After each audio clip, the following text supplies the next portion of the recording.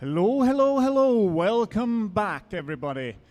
Install 2024. That was some good Tekken. If you want more of that, you'll have to wait until tomorrow. Tekken continues Sunday at 2.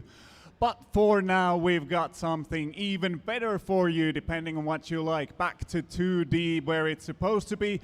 Street Fighter 6, top 16. It's first to 3, 16 to 8, from which we will continue tomorrow. Without further ado, we will go to the commentators that are Mithrak and Olvaha. Let's let the games begin. All right. Welcome, everyone. Street Fighter 6 is going to be top 16 all the way to top 8. I'm not sure if I'm probably sure we're not going to stream all matches, but we're going to have some really nice, enjoyable matches. Even so, I think we're going to be mainly focusing on the winner's side, but we might have some loser's side matches once we get deep into it and see who's going to be advancing to almost that top 8 level. So that's going to be exciting. Yeah, I'm looking forward. There's really like top guys playing in the winner's side and in the loser's side. So I'm looking forward to these matches. And there's the first players getting ready already.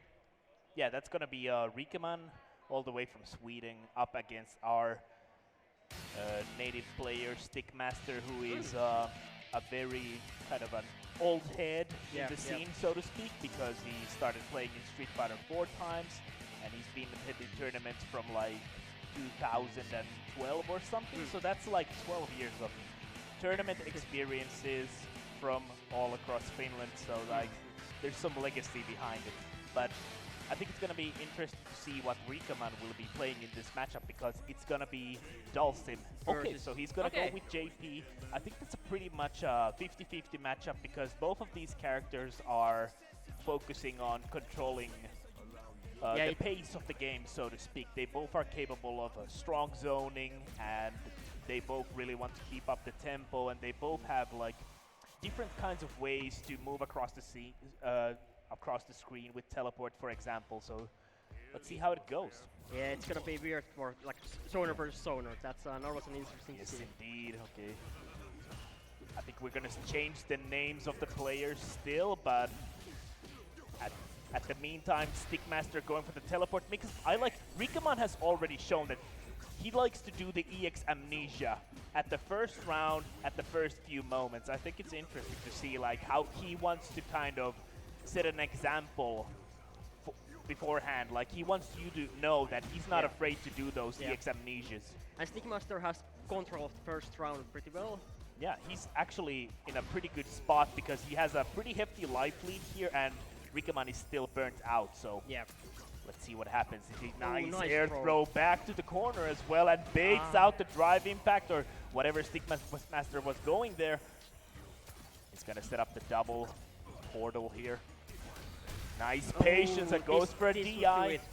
Obviously, Stickmaster was burnt out in that moment, so he couldn't drive impact him back. So that's what mattered there the most. Setting up the EX flame here.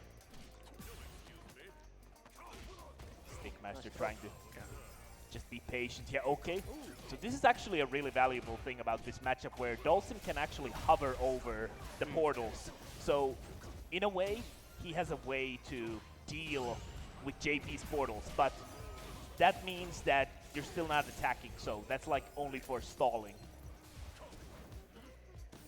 Throwing in the bottom for Stickmaster's trying to keep the distance, but like this is both of the players want to keep pretty much the same distance for each other. It was a nice crouching medium punch from Dhalsim there. Okay, it's gonna lean to possibly a level 3 here. Oh, he doesn't. He actually goes for the level 2. Interesting. He wants to maybe drain out the meter from Stickmaster, but that was a pretty good drive reversal. Still in a pinch here. Oh, tried to hover over it, but the spikes actually managed to catch him. He is about to be chipped out here. This is dangerous region. Yeah. There was not really much Stickmaster could have done in that situation, because he had basically no life, no meter, no super, nothing. That was pretty much a checkmate situation. Yeah. No preachers taking it directly to that second. Take it directly to the second round. Tik is looking a Alright, bit gets the stronger grill in this here. one. Controlling the space. Rikeman tries to jump out of the corner. A pretty good situation. He's not burnt out quite yet here. Goes for the... Both are now burnt out, so the chip is really gonna fall off. Oh, managed to get the standing fierce there. Stickmaster having a life lead once again. Trying to set up the pace here, but Rikeman is really good at squeaking those hits in. Standing fierce here. Rikeman at full meter here. And he's just chilling here, basically, because he can utilize all of this meter. He's basically just waiting. That was a great catch on the teleport. It can be anybody's game at this point. Like both are trying. Oh, he's slowly burnt keeping out. it away. Anything can kill here. That goes for both Oh, players. Then he nice. was a bit impatient there. Impatient here. Stickmaster pays for that. Unfortunate. Setting up the portal here. He's trying to hover over. That was an interesting situation while Rikeman teleported into the portal. That was very ambiguous. Rikemansbarnet is this is looking really bad for Stickmaster at the moment. Like Yeah, this this is corner looking situation okay. is really bad. The drive meter is burnt out for Rikeman though. Stickmaster has a chance here. But Rikeman, like, JP is one of those characters where, is that hit? That was a nice attempt, but Stickmaster couldn't capitalize there. Unfortunately, drops the punish there on the level 3. He's gonna build some decent damage here into the meaty fireball. Very nice. Ooh, And nice that's gonna block. be a block drive reversal, yeah. And this should do it. Yeah, this Yes. is gonna kill, yeah. So I was gonna say that JP is one of those characters where his playstyle doesn't really change if they're burnt out or not. So it's really hard to sometimes crack him or like open him up, even when he's burnt out. Yeah, and like the situation that you need to get in doesn't change at all, even if he's burnt out. Exactly, so it's yeah. really bad. Like his strong fireballs are gonna keep you away. Nice mash. Alright, let's see. Blocks the Yoga Flame here. A Ooh, nice nice catch anti-air. with the forward roundhouse, I believe. And just neutral jumping, just trying to jump over all the limbs. He doesn't want to deal with them. There you go, just patiently holding on, regains his meter. He's back with full composure. Almost killed with the confirm there. There you go. Yeah. This is looking like all in a day's work for Rikeman, basically. Like, Yeah, and it's really hard to and like this is get what through Yeah. that flow at that point. And this is one of those matchups where if you can set up the pace as Dhalsim or JP, like it can just look so one-sided, even though like it's very even. It's just very momentum-based. Yeah, going to level 2, Stickmaster doesn't have any power, so everything is gonna hurt a lot. Yeah, he was waiting for anything from Stickmaster here and capitalizes on this situation, sets up a portal that's gonna hit into the combo, and he that is will do dead. it. That was a 3-0. Ladies and gentlemen, a very dominant first match from Rikemansbarnet. Like I said, all the way from Sweden. And obviously, he's a very experienced player. The last season of European Street Fighter League, he was in the winning team. So obviously, he's a very accomplished player, has been in Capcom Cup previously as well.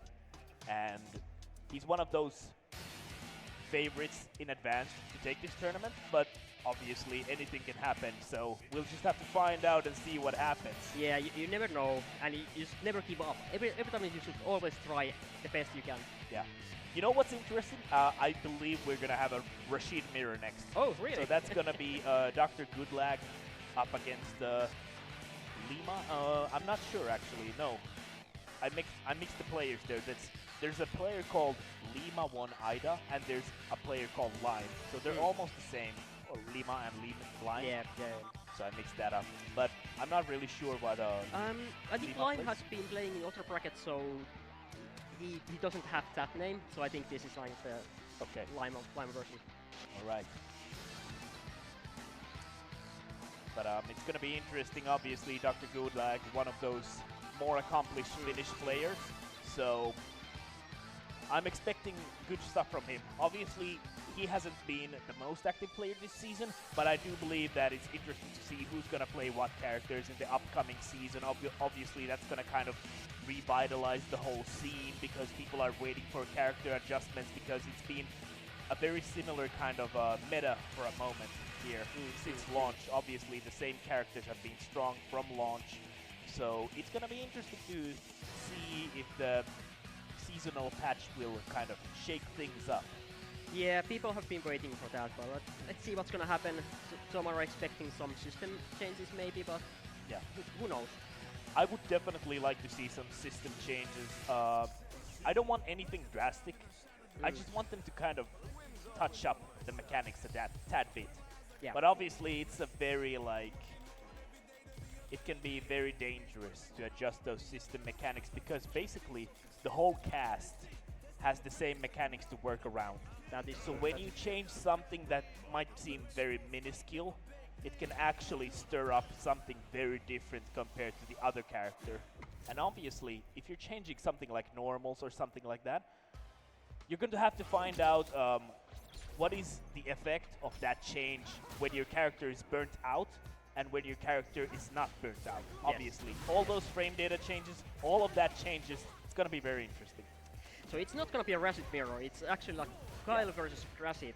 Yeah, I actually talked about this matchup with DrGulag, and he said that this is not really the worst matchup for Rashid because he feels like he can work around Guile's zoning game with Rashid compared to some other characters where he's struggling a bit more with the zoning. But Yeah. let's find out.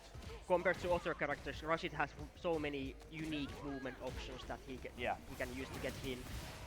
Oh, nice. Yeah, the EX Sonic Boom just powers through that.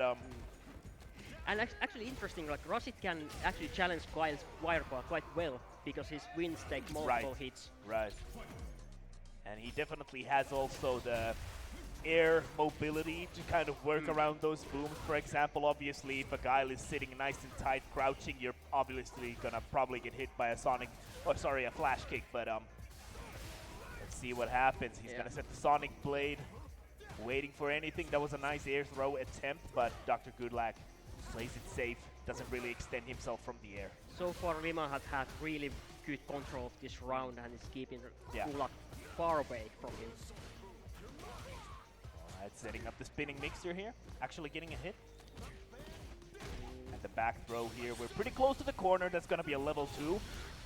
He's going to try to power through, but it doesn't matter because the projectile durability of the Sandstorm actually negating that level 1. Yeah. It was a good plan, but didn't really plan out. Sonic Boom. Guile is also one of those characters who is very, very capable of playing the same kind of a playstyle, even though he's burnt out. But I love the patience from DrGulag here, just waiting for the final chips and goes for the drive impact here. Very nice work. Nice start for DrGulag, because when you're playing up against a character like Guile, who is like one of those characters who can really stretch out a match. Like, it can be really demoralizing to lose the first match because the Guile player is going to be more comfortable in this situation. He's going to play it even more slow, and you're going to have a tougher time to get in. So I really like that he gets the first win as Rashid, so he can work, like, maybe do something crazy here, you know, throw out something that might throw off the Guile player here. And already we're setting up the corner situation here. It's the overhead into the target combo. Goes into that mixer into the empty jump mix up here. Drop at the combo, so now like Lima could really get his game plan going on at this moment. Okay, but this is a chance for Lima. Canceling. Oh, that was a great flash kick. He was ready for the neutral jump. Don't ever go into my airspace, buddy. Nice reversal super chair. Oh, dangerous read there from Lima. And there's the answer back with the drive impact. Don't try my reflexes, buddy. I'm ready for that any day. All right, EX whirlwind shot. I like the spacing also from DrGulag, kind of zipping in and out of Guile's reach. That's what you want to do with a character like Rashid because you have the superior mobility. You want to utilize that to the fullest extent. And a very, very late DI answer there from Lima. Gets the sweep into the corpse hop, actually hopping over Gulag. I like that. Getting the favorable positioning in the screen. And Gulag is now again in burnt out, so these all these are he's gonna be in chip territory soon. Oh, that was a dangerous move from Gulag, because in this game, the Eagle spike on block is very punishable compared to something like Street Fighter V, where it was a little bit more abusable on block. In this game, if you do it on block, you're basically signing a death warrant.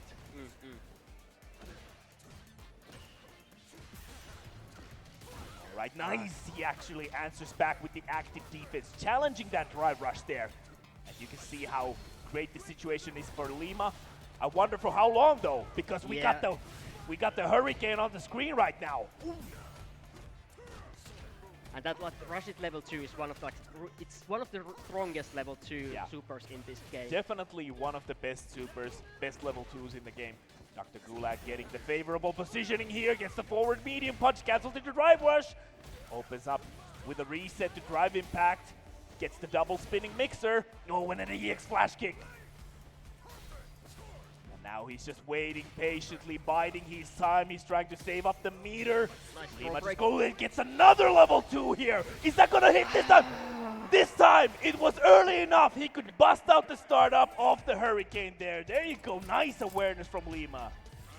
He was like, I don't want to see any sand in my eyes anymore.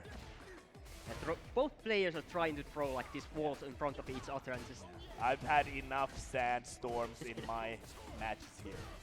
I'm done. Ready to move on. Nice confirm from DrGulag. Punish counter throw here. They do such hefty amounts of damage. Dangerous situation. Yeah. Lima is also almost burnt out. But Nice EX spinning mixer.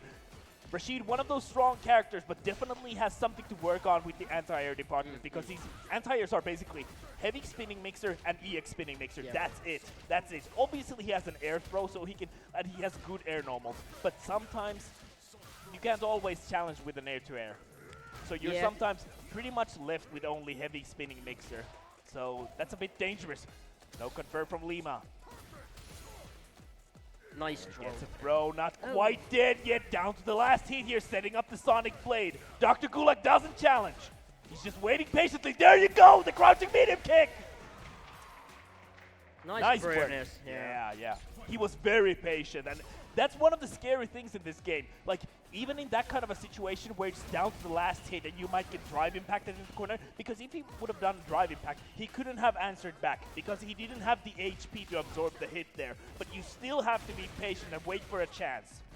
That's the name of the game. There we go. We're gonna get a sandstorm. I know Finnish people love sandstorm. That's gonna be plus frames, but actually Lima challenging. I'm not sure what happened there, but it doesn't matter.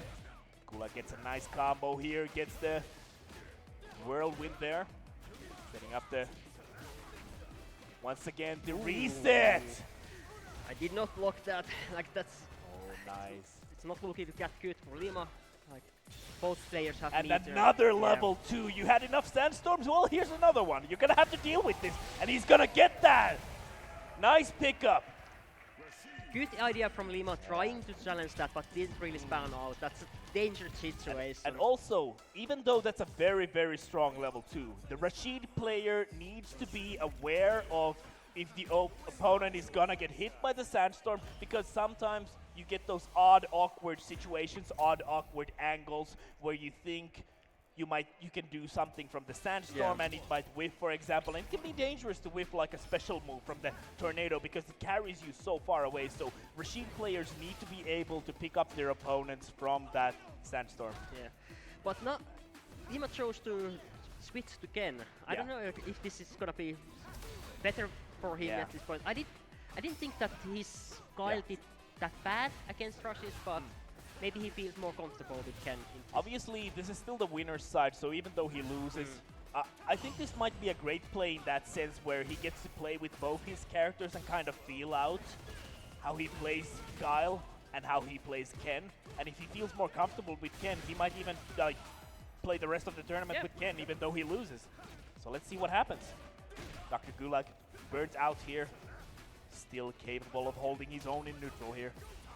Oh, and the infamous fireball into the drive rush. This is what a lot of people are saying that makes this game very scary and very hard to deal with, because characters with fireball can just go for the fireball and then go into the drive rush, and he powers through with the EX Hadoken. Yeah, Oh, and the round start drive rush. And we're straight into the corner. This is what makes Ken such a strong character in this game. Very, very heavily momentum, but cancels the last hit into level 2. This is decent damage. Yeah, I was just gonna say, like, Ken is much more aggressive than Guile in this overall in game. Yeah, So I actually like this switch up because he's playing a lot more independent, a lot more free in my opinion. He's not jailed by Guile's charge moves, for example. So I really like the switch up with the Ken here because he's doing a lot better with Ken, I feel. Oh, interesting trade situation. They're both close to the corner. Invincible level 1 super. And once again, Darude Sandstorm.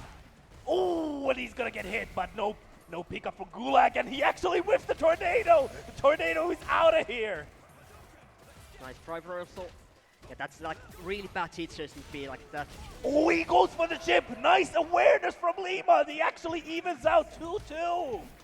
So far, the Ken switch seems to be working really well.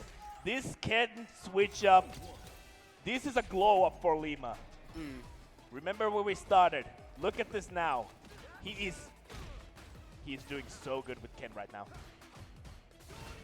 Oh, this is gonna hurt. Yeah, this is gonna be a heavy punish from DrGulag. Also going to the corner here. Nice block on the overhead. Also almost depleted on the meter though.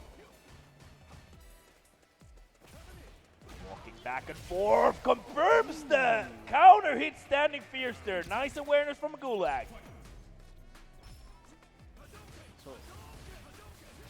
Alright, a bit of the fireball game here. Ken actually has a very, very good EX Hadouken in this game because it enables him to close the distance very, very effectively once he drive rushes behind the fireball. It kind of just blows everything that's in its path. Oh, nice drive rush, actually aware of that! Big neutral jump.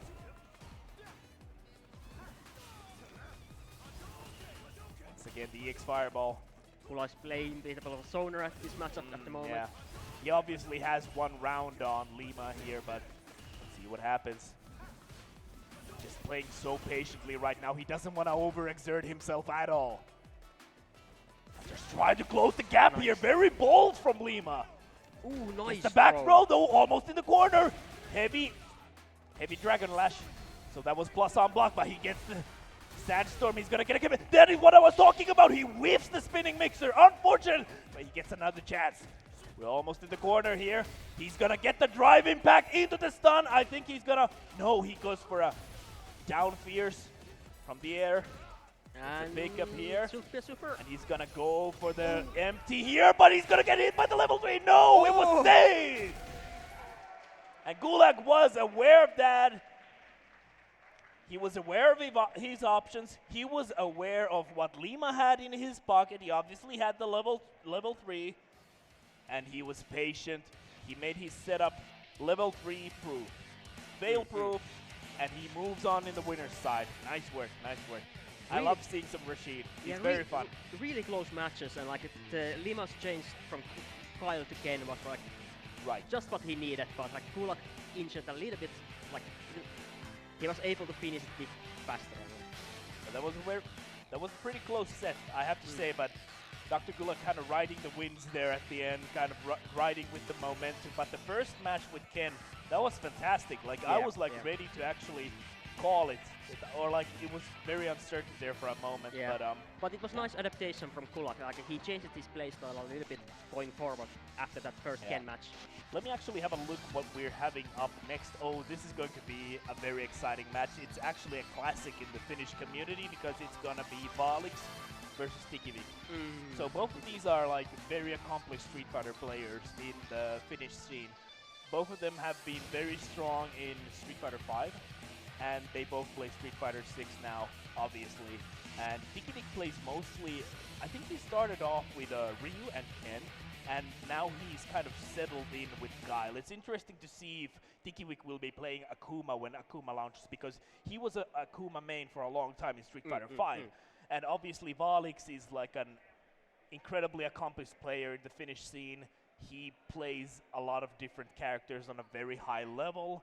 He plays Jury, he plays a bit Cammy, And Ken, for example, he was talking about possibly picking up Ken for this matchup. Okay. So it's going to be interesting to see because Guile obviously one of those characters who has a very, very solid matchup spread. So like Guile doesn't do terrible against like not really anyone in this game. Like he has a solid matchup against most of the cast. So I think it comes down more to the about how vaalix feels like playing it, because I think he's not going to play Jury, because Jury players say that that matchup is a really tough one. So I think he's going to go with either Cammy or he's going to go with Ken. Yeah, Guile is like one of those characters that he also can play a bit more aggressive, or he can start to zone out. So you can really switch your style depending on that. Yes, indeed. It's going to be very interesting. And like we did say earlier, I think we're mostly going to be streaming these winners side matches. I am not sure. I think we have an update actually on the stream schedule. We're going to be having loser side matches as well, so that's going to be adding a bit more entertainment for all of you on the other side of the screen as well. Yeah, and there is strong names in the loser side too, so it's really nice to see them actually play in stream too. All right. But it's an always interesting situation if you play multiple characters, because you can also like start doubting yourself, but who should I pick? Which is gonna be like the best option there? Yeah. I think Tikivik is an interesting character in the community. I want to say, I just want to highlight this because I think it's really like, he has this kind of a world warrior mentality where he's like, he leaves the community Discord for a moment to focus on his training. He doesn't want any distractions. And when he comes to the tournament, he's not a part of the Discord. He's probably gonna join like after the tournament back to Discord when he's kind of relaxed.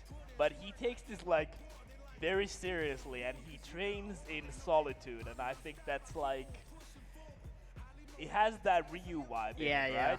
Going to the waterfall and meditating under it. Mental clarity. Yes. So it's all right. Ken. It's going to be Ken versus Guile, and in this matchup especially, I think EX Fireball from Ken is very crucial because he kind of clears the screen and he can follow up with a dry rush. I think it's like a pretty good round start, for example, kind of setting up the pace. Obviously, vaalix, one of the more solid and neutral-based players, so he doesn't really have to resort to that kind of a play style necessarily, but he can always bust that up because as Ken, you have options. You have options because this character is very, very well versed. That was a really, really good bait with the walk back there on the tech. vaalix setting up the tempo here in the corner already. That's a statement wake up from Tikivik. He's like, I'm not afraid to use this, buddy. I will be taking the turn back. That was a really nice confirm, by the way. That upside down kick punish counter into the flash kick, that's not easy. It's a pretty tricky timing. You got to be ready for that. Tikivik also like plays a bit more aggressive, Guile. Always feels okay, like there you go. That's the EX Fireball into the dry rush. Oh, nice. He was ready. Yeah, always got to be aware of that. And he gets the confirm. Very nice, Tikivik. Nice throw bait. Yeah. Taking the first round here.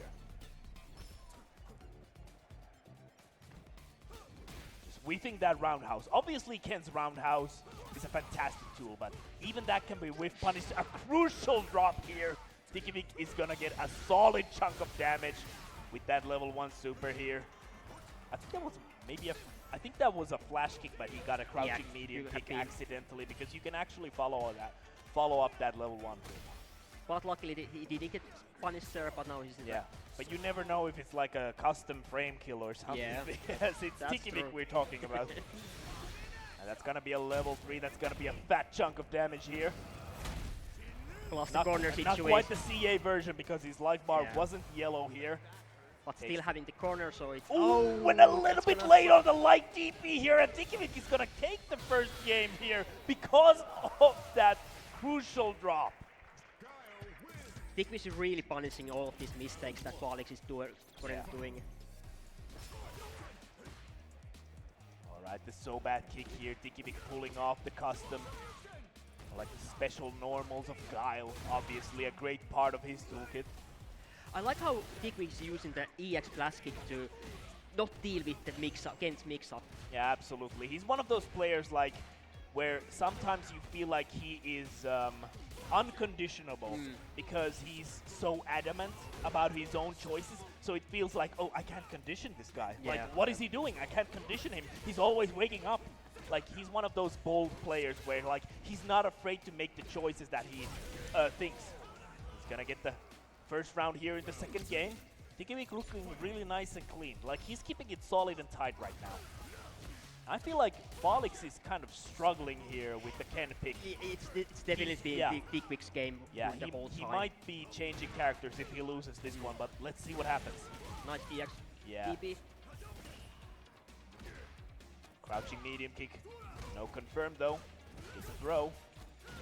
With some throw Another looks. throw, yeah. And I think this... Oh, he actually did go for another throw. And there you go once again. Like, you throw me twice, I'm gonna wake up with level 3. You cannot control me. Oh, gets hit by the low. Oh, and the drive impact. Is he gonna go for the level 3? There you go. Yeah. Coming at ya. Getting all the damage out of this, and we're gonna have at least one more. Yeah, mix just in the oh, actually kill. killing. And this game is one of those notorious games where it's really, really hard to tell if it will kill or not, because like we hear James Chen asking will it kill because of that very region. This game is just hard to call out sometimes. Yeah, and especially with the critical R level 3 is like, that's gonna hurt. Oh, that was a very uncharacteristic drop from vaalix. I don't know where that DP came from.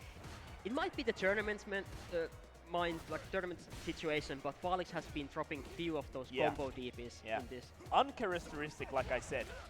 He's usually a very, very solid player, so he gets the throw. That was not punish counter, so didn't quite kill. Goes for another throw here, tries to inch forward here.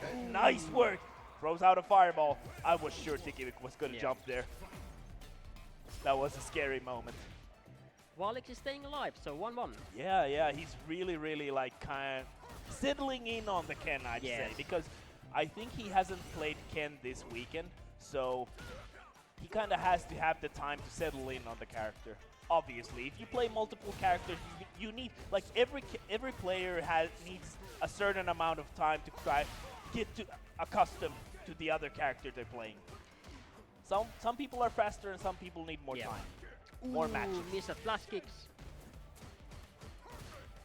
Jabs into the Sonic Boom here. Does a challenge to drive rush. Oh, nice. And the Sonic Boom's recovery and just depleted the meter here. Gets the wall stun. Drops the combo. Unfortunate once again.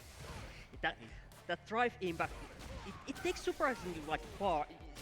Pushes you far enough. It's sometimes very hard like sometimes it's really hard to say how far does the drive impact push. I don't know if there's some science behind that. Is it like a kick or a punch? Will it push forward more or less? I don't know, but it's really hard to say sometimes. Nice spacing from Tikivik. Yeah, once again, I feel like vaalix is doing really well here, taking the first round of this match here. Oh, and a big roundhouse here. It's a nice juggle and a DP ender as well. Wow, wake up upside down kick. Could we go to level 3 though? You never cease to surprise me. Oh, and the overhead, he's just in the range to confirm that. I think he tried to go for a level 3, but sometimes it's really hard to get that follow-up when the flash kick hits at the end of its range, because you are basically airborne there. You can't cancel anymore into the level 3. Both players have full meter at this point, so... Oh, okay, even cross up. Oh! Gets stopped there with the neutral jump fierce. Plus frames from the Dragon Lash. The Jinrai, he's gonna push Tikivik deeper into the corner here. Oh, and that's probably gonna hit. No, actually doesn't. I'm not sure if he went for a DP or did he actually go intentionally for the level 3, because that might be a misinput as well. That might be a misinput. I'm gonna have to ask him it later. Doesn't matter though, he still keeps the tempo here. He can still drive impact and stun Tikivik here. Oh, he wasn't ready for that. I was telling you that about that punish counter upside down kick. It's really hard to confirm. Just walking back here. Tikivik really just biding his time here. He has all the life lead, resource lead, everything going forward for him right now. Obviously has the level 3 as well, but the crouching medium kick out of nowhere! And this will do it. Yeah, he's gonna go for the level 2. This is definitely gonna be enough, and he goes instantly to the character side. He was like, you know, I've seen this super too many times in Third Strike. I'm not gonna see it in this game as well. I'm done. I'm gonna switch characters. Of course, this could be a breather moment, so let's see what's gonna happen. I've seen this super too many times. It's like in every YouTube highlight for Third Strike. The Gene Rise. Oh no. I'm not gonna be watching this. Yeah. Let me switch up my Air Force uniforms instead. But it's always a sometimes good idea to take the breather. Go to character select, think about what just happened. Look and at that then go smug back. face. Why are you being so smug? You are not leading. You're losing 2-1 right now. Why the smug face? Okay, nice crouching medium kick though. Is this a new Tikivik? Brown costume, new attitude, new play style. Oh, he tried to confirm that, but a little bit too late. Doesn't get punished too hard though, so it's not like the end of the world. Really close match at the moment, so it could be anybody's game. Right, Shoryuken, and back dashes the throw. One of the most consistent ways in this game to beat out the throw. Oh, back throw. Oh, and just answers back with the crouching medium kick. You know what? I've seen quite wild wake-ups from you. I'm gonna do a wake-up crouching medium kick myself. Let's see where it takes me.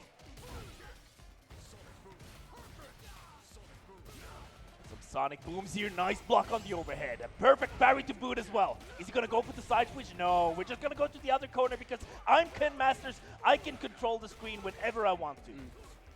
Tikivik is looking to play a bit more aggressive in this final round. Yeah, I know, but vaalix is just running away with this right now. He's answering back to Tikivik's activity in a great way. Crouching medium kick stuffs out anything with the standing light kick. Crouching medium kick.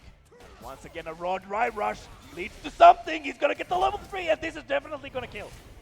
Yeah, it should be I'm putting all my money on this. There you go. How much did I win? Sometimes there's the final pixel, but Yeah. yeah, in that situation, no. Wasn't gonna happen. Nice flash kick. Right, sonic booms here, not quite in range for the overhead. A bit trades here back and forth. Sonic Boom once again. Guile is one of those infamous characters where his Sonic Boom is so slow when he wants to do the light version. He can just drive rush effortlessly behind that projectile, and that's what makes him like a really strong character in this game. One of the few reasons what makes him a very good character. Oh, and the DI with the last inch of his HP. Look at Vaalix's life bar. He got the DI. Very calculated Sit risk down at this and point. shut up. The DI nice. back. You're not gonna catch me twice with that. Not twice!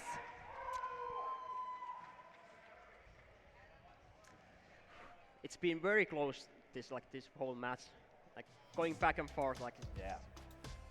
Damn, that was such a good reaction. Tikivik stayed composed, like he had the composure, stayed solid till the end. He was like, "You're not gonna catch me with that again." That was good. You need those nerves in this game. Nice, he gets the crowd. Counter hit confirmed with the crouching medium punch into the stand gear. Nice on there.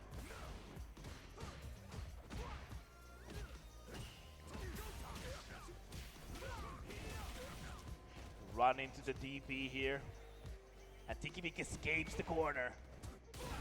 Oh, nice flash kick, yeah. You gotta be if you're gonna play Guile in this game, you gotta be ready for those neutral jumps. And that's a lot of damage. That's definitely gonna kill. And Tikivik takes the lead in this set right now. This is very crucial because you are in winners, obviously. You want to stay in winners. You want to be a winner. Oh, nice, the dragon suplex. Tikivik is like spacing this match like perfectly, like just in the edge of every hit. Okay, gets the sweep, and he's gonna go for multiple jabs. Doesn't lead to anything else. Nice punish counter. The whip punish with the sweep. The Jinrai, he doesn't follow up the combo for some reason. These are very uncharacteristic drops for vaalix. Drive rush into the Jinrai once again, and a challenge! Tikivik has been like doing those ES Yeah, blast look at kicks these perfect perfectly. parries. This is really scary to parry with this life bar. Crouching medium kick. Oh, it just gets stuffed out with the standing jab, and he ripped his shirt off. Oh my God, this is Tikivik at his prime. Tikivik at his prime. Unbridled. Unleashed. Unbelievable. Do you hear the screams of the crowd?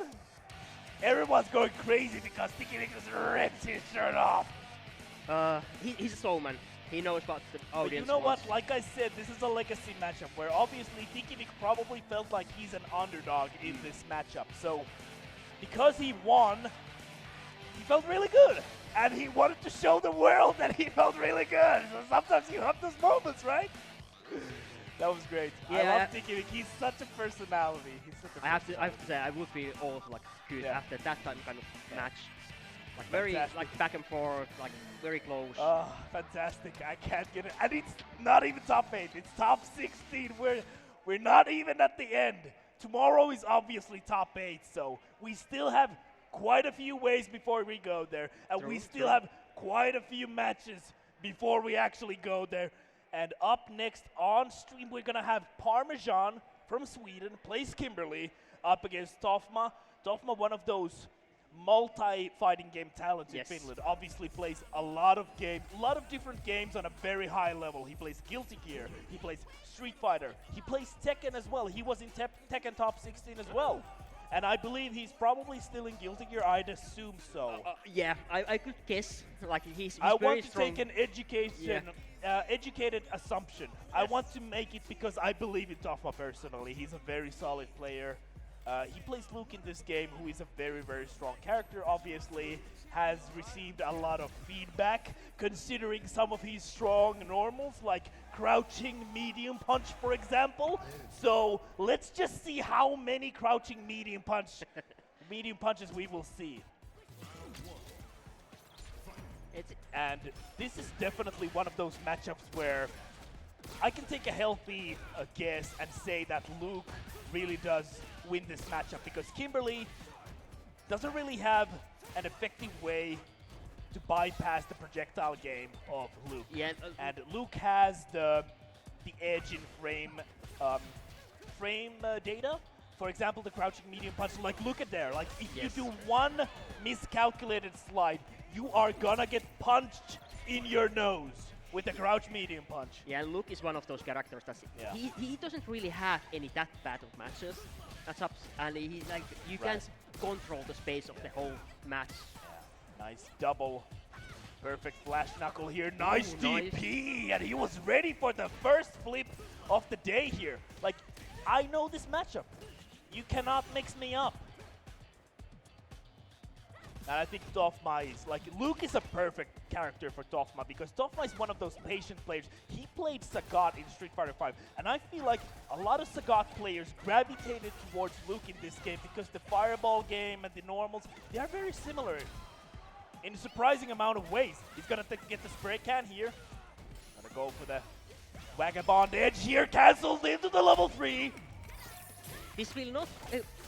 I would like to say that this will not kill, but I believe it doesn't kill. There you yeah, go. ParmeSean has a really Yeah. good situation. He's now gonna here. get the and the surprise overhead, and he's gonna steal that round. And very important fact here is like Kimberly gets a buff after Yeah. her level 3, and it stays in the second round. I've watched a lot of ParmeSean's gameplay this weekend, and I've noticed that he likes to start the rounds off in a very wild way. He does the run into the slide, or he does the crouching medium kick slide, for example. He likes to take the lead right at the beginning. He wants to set up the tempo, and look at this, like, the momentum this character can have is, like, crazy. Like, Yeah.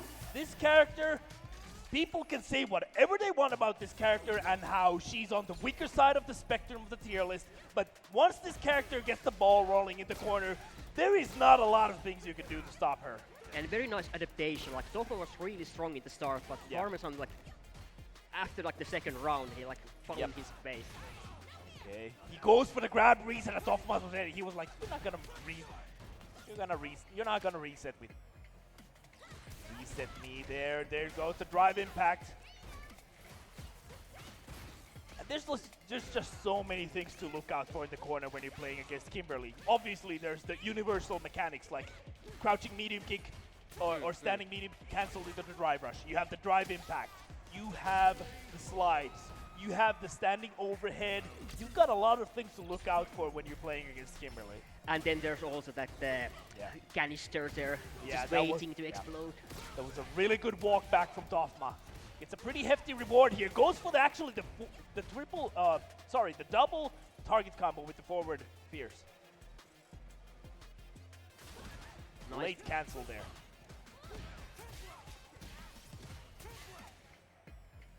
Toffma is really taking this like very slow and yeah, he's such a methodical player. Like he feels so unfazed about all this. He's just keeping it solid and tight right now. A few sandblasters here, almost burnout here with ParmeSean. Needs to be careful and just parries the slide there. Goes for a crouching jab.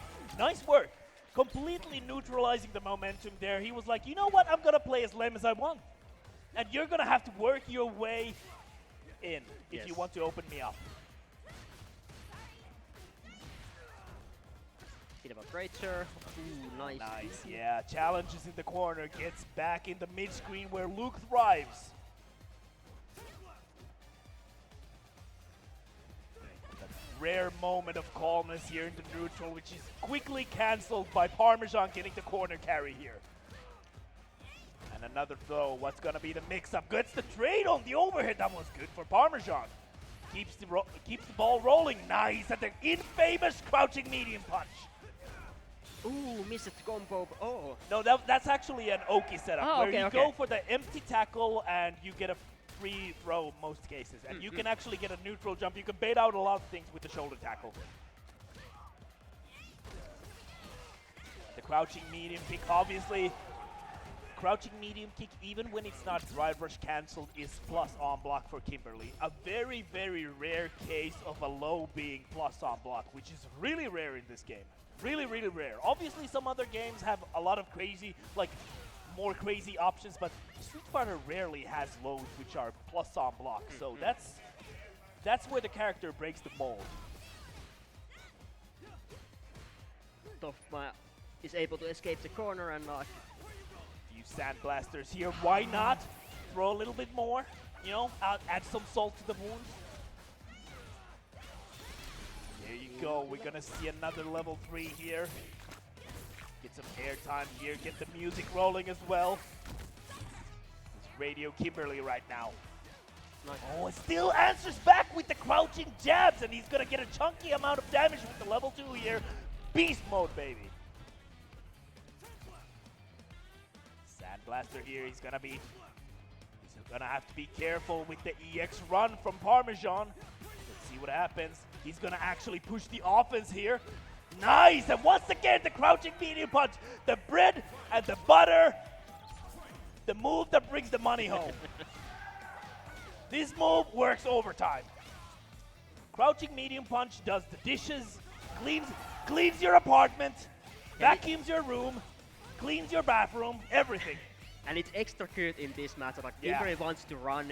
It's like that was a nice corner combo. Look at the momentum once again. While we were speaking about all this nonsense, ParmeSean is about to take this with a perfect. And Kimberly is one of those polarizing characters where she might look like she's struggling, and then instantly after that round she goes back to her, where was I? Okay, I'm gonna make this a perfect for myself because obviously I have a crazy momentum with this character. Once again going for the shoulder tackle there. As you can see, consistent Oki for Toffma and Luke. Gets the DP here. Yeah, strong start from Toffma and for sure.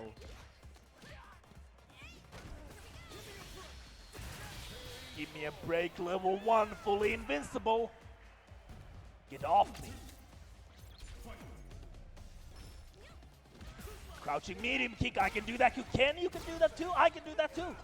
I have a low that leads into the drive rush. And this time ParmeSean answers back, nice cross cut. Obviously he played Sagat, he knows how to cross cut.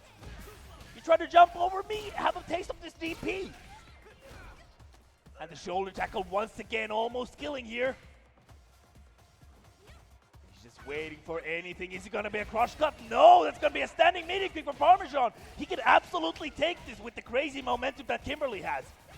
It's gonna be leading to a block into plus frames. Oh, he has to taste the boot.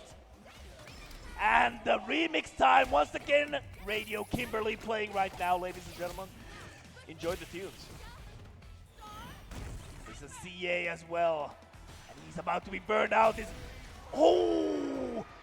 Unfortunate trade. That was really unfortunate because Kimberly players usually say that her anti-airs are not the strongest. Okay, I can kind of agree with that when you compare it to characters like Luke, for example, who has an amazing crouching fierce, for example. So that was a rare, unfortunate situation where you did the right thing, but it led into the wrong conclusion.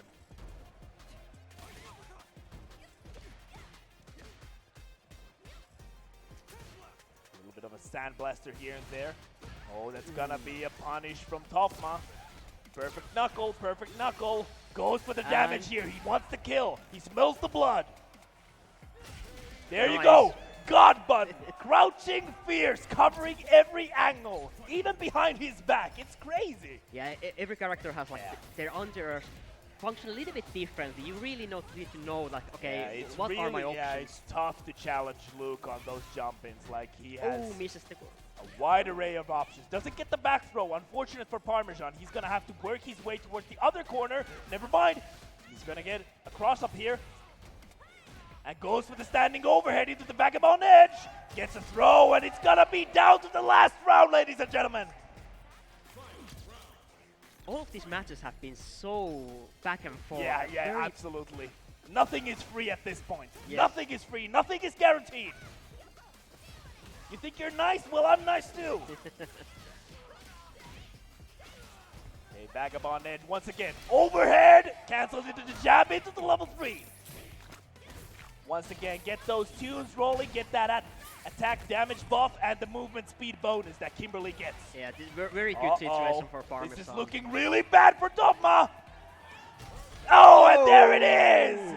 Dope, wasn't that dope left perfect? ParmeSean moves on to the winner's side here, and look at these guys, they hyping up their boy, they're going to the ring here, showing that support. Obviously, they came from Sweden. They are obviously all in this together. They're on unknown territory here, obviously in Finland. They're happy about their boys winning. You gotta love that. The community support, and I've seen so many Swedish people here supporting each other in this game. It's been fantastic. Obviously, they did show up with a pretty good number of Street Fighter plays, for example. I'm not sure about other games, but Street Fighter has had like at least 15 Swedish players or something, which is actually a fantastic show up. Yeah, it's actually like this year in the install we have lots of like people from other countries here, so it's really nice to see the community come to Finland. Yeah, that was exciting. Let's see what happens next. I'm gonna have a look at the bracket here. That was obviously that was actually the last match of winner's side, so I think we're moving on to the loser's side here. Obviously, we still have Belin, we have Jalis, we have wauhti, we have Live, Tako, Tjake, WonderBoy, and Markouu. Actually, I want to shout out WonderBoy, obviously, brother of Rikemansbarnet, also from Sweden. He had a crazy loser's bracket side run. He played against Yonsei, eliminated Yonsei, for example, and lots of other players here, so I can't wait to see him play on the main stage here because he has a very exciting Jamie. You don't see a lot of Jamie players at this level. Yeah, he's a bit rarer. In a way, he's a bit similar to Kimberly, like those fast mix-up characters with lots of like tools to get in and control, like from like dive kicks and stuff like that. Yeah. But in this version, he's not the strongest, so that absolutely, it affects the, like how many players are willing to pick him up. You know what I find? I believe, all in all, Jamie's a pretty solid character. But the fact is that there's a lot of characters which are just plain stronger right now, which makes it capabilities in this game. I would argue that if you weaken or, you know, make the top 5 to top 7 characters less powerful, and you do nothing else, Jamie would be a real contender in this game. That is my personal opinion, obviously, and I'm just a commentator for this game. So my opinion might be very one-sided, one-dimensional, whatever, but I do believe Jamie has a solid toolkit, especially when he gets those drinks in. Yeah. But we are going to be having very different characters on screen right now because it's going to be Belin going up against Jalis, and Jalis is one of those. Just like Tikivik, I think he's a very interesting personality in the community. He's a very strong player in multiple games, and he plays Marisa in this game. And Marisa, obviously one of those hefty, tank-like characters who has armor. Jalis likes armor. In any fighting game, Jalis, if he has armor, he's like, okay, let me cook something up here. Let me cook up a 5-star meal. Yes, she's a train. Like, once he gets a combo in, that's gonna hurt. Yeah. No matter what's the hit, it's gonna do damage. All right, so it's gonna be modern care because what I noticed earlier, Belin is an interesting player. He can play modern Ken or he plays classic DJ. So he plays both control schemes and he plays multiple characters. I believe there's some, they probably had their buttons mixed or something, so they're just settling it here while we wait for the match to start. Obviously, I'm going to take a breather as well because I feel like at this point I'm out of breath and we still have a lot of matches to go, so I need to take a... Okay, let's chat everyone on the audience as well. Let's just take one nice deep breath in and out. There you go. Much better. It's like you don't really see those good old-fashioned button checks nowadays. A lot of these games have added the button check option to the character selection screen. Yeah. But in like I hear some. Yeah. I had to interrupt you there. I heard some crowd chants, and I cannot ignore crowd chants. I believe Belin has a fan base in Sweden. Obviously, he's a Swedish player, even though the flag says that he's from Finland. He's actually from Sweden, and I can't wait to see what he will cook up in this matchup. And like I said before, he does play Modern Ken, so it's interesting to see what he will do against Marisa. Gets the back throw here. Jalis, I believe he hasn't been as active in this game lately. I believe he's focusing on other games. But from the start, from the launch of the game, he has been a pretty good player all around in the Finnish scene. Yeah, so you can never underestimate Jalis because I feel like Jalis is one of those tournament players. He's been on the stage multiple times. He's a very unpredictable player.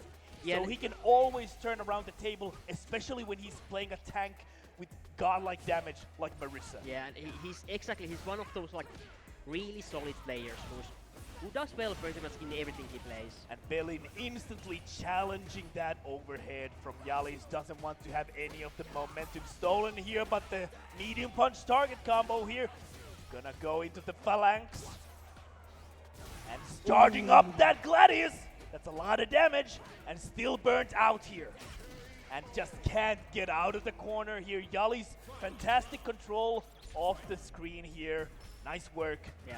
Getting those air-to-airs, getting that final block string with here. Obviously, Marisa has different target combos, so utilizing those in a very good way.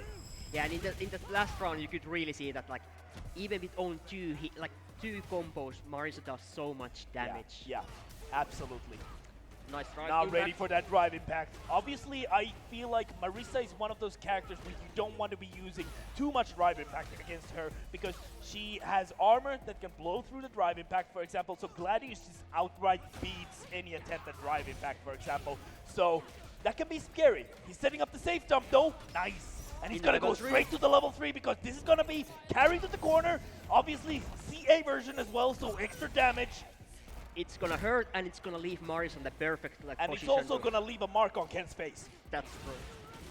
Oh, doesn't quite kill because it's modern inputs. And just powers through with the EX Gladius. This is something that you have to be aware of every damn time. And the EX Gladius singing once again. Jalis is in a great mood here. Marisa is one of those characters, like she can ignore some of the basic mechanics of the She game. can with the play armor very and ignorant. Yes, you are absolutely correct. She is very ignorant, depending on the player who is piloting Marisa.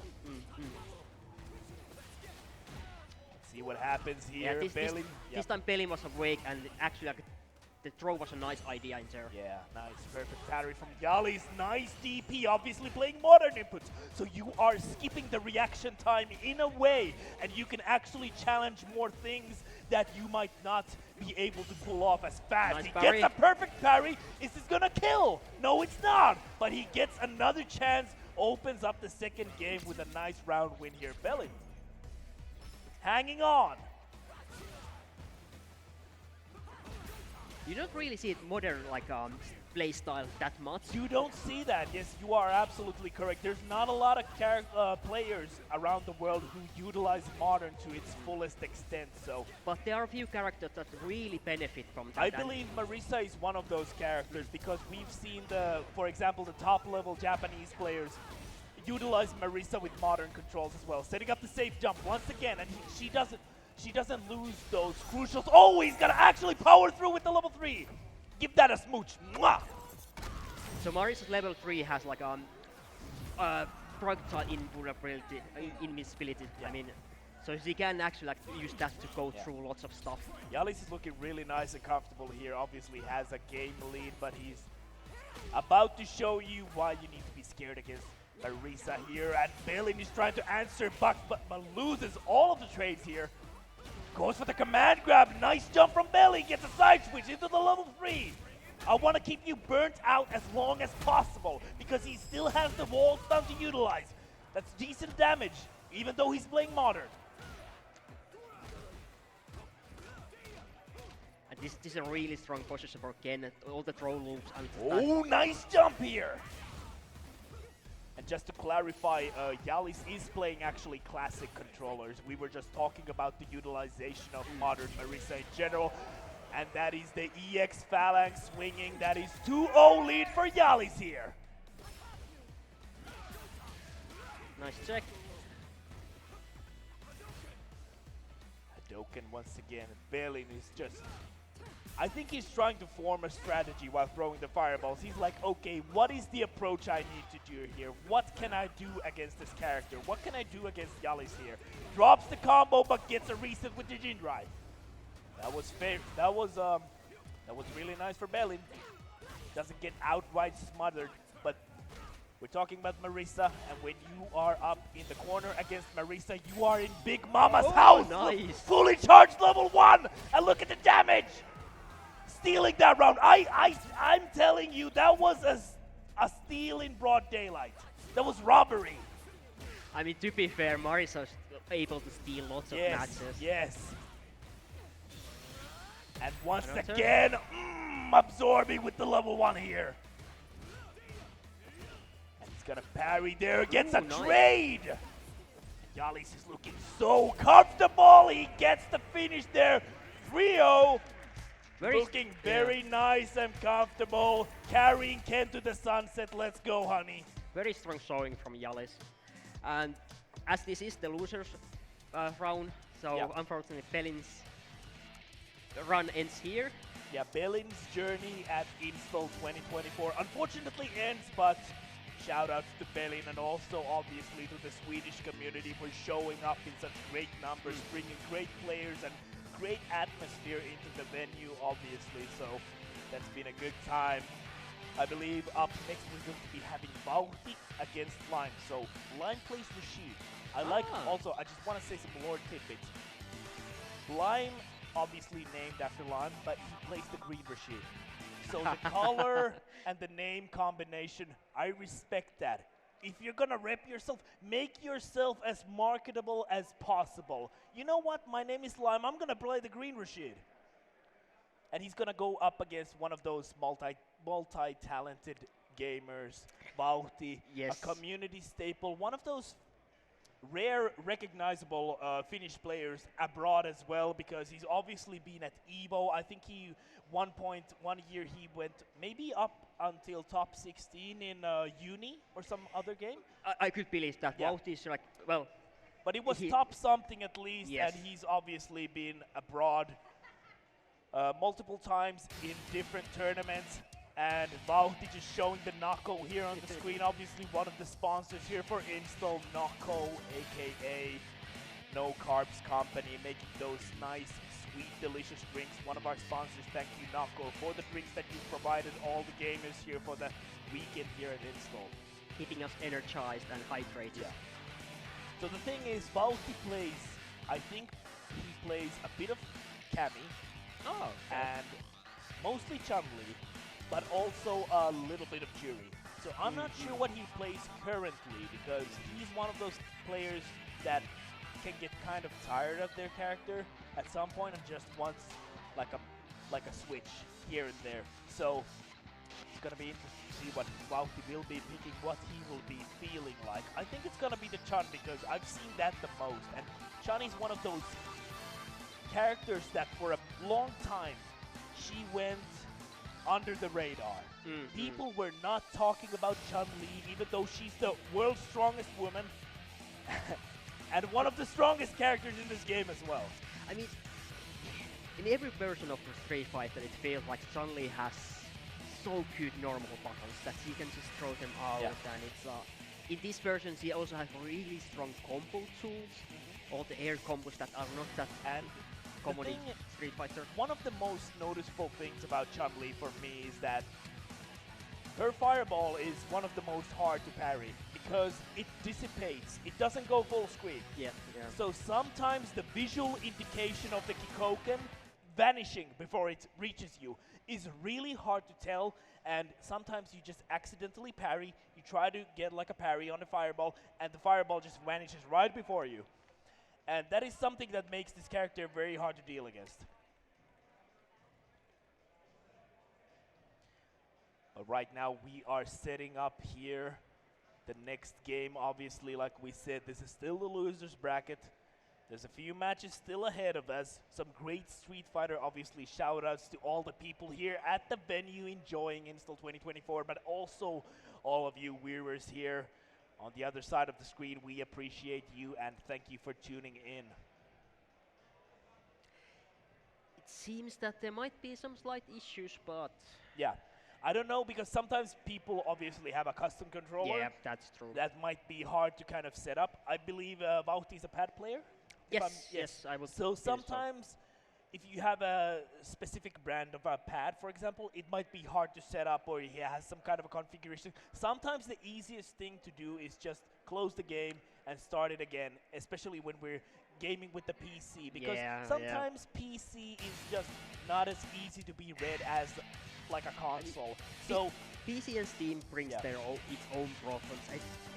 Sometimes you see these weird situations that your controller works when it's alone, but when Yeah. you combine it with another, then it's like all sorts of issues might come up. But obviously, everyone who attends tournaments is always like, Yeah. oh, how many hertz is it? Is it lag-free? I want to play on PC. I want to play on PC. And obviously, every tournament organizer wants to fulfill all the wishes of the players. Sometimes it's harder, sometimes it's easier. Obviously, with PCs comes a different kind of adjustment to the logistics, for example, because consoles are just easier in a way. Obviously, this discussion is branching out to a very different kind of a topic, but like I think it's an interesting point of view, because a lot of people don't understand how much work is behind computers being played at like a big tournament. Like, you need so many computers, and all of them have different settings, and you have a different controller, and you have a different game. They all kind of act differently. That's So- true, but now yeah. it seems everything is fixed and we are able to start our match. Yeah, absolutely. All right, I do believe they resetted the game. Everything seems to be working for the most part. I believe, ladies and gentlemen, we are going to be going to the next matches very shortly. Thank you for your patience. It's going to be wauhti up against Lime. I think they're still communicating something between like who's on the player 1 side or who's on the player 2 side, and what kind of a stage. I feel like going to the beach, but maybe you want to go to the museum, I don't know, or the carnival. You know, the French stage in this game is the best, in my opinion. Has the best music. So every player has their own opinion, but yes. you know, I'm not fan of the training stage, so as long as it's not that. I wholeheartedly respect that opinion. Sometimes in specific games I want to play on the training stage, but I also appreciate this game specifically for having such a great wide variety of different stages.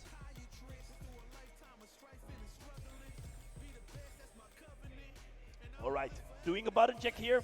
We are making progress. Very shortly we're going to be on a loser's side match here. Losers round 1 still, so that's going to be wauhti versus Lime.